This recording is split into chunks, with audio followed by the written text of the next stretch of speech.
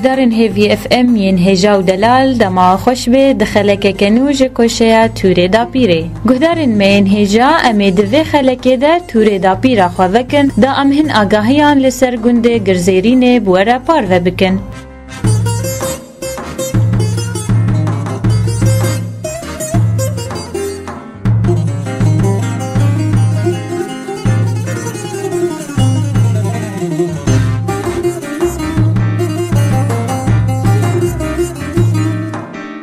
گهدارن هجا امی جباجار دیرکه 16 کیلومتره بر به باشور روجهلات و بچن تا ام بگهن گنده گرزیرینه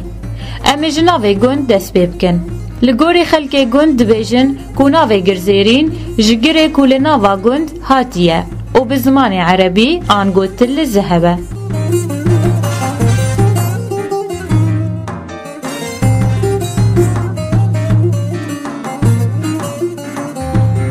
گهدارن هجا گرزیرین یک جگوندن باجار دیرکه یکو دکوه دسی کوشه سینوری ده و سینور گند جعالی روش هلات و زهیریه و جعالی روش آوا و عینور دکه و جی باشور و کانیا مطربه و جعالی باکور و کاسانه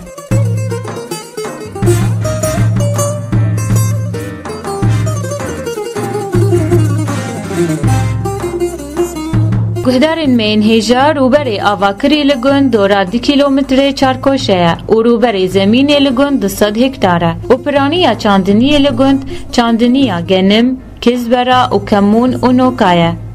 و هجمارا آواهین گند 20 آواینه و دورا 100 کسی تیده دجین جبلی هن کسین کودرکتین دروی گند و کمه بری نها گوتی اف دورت ناسکرن بدشتا حسنه و پرانیا خلک گند چیایی و مسلمینینه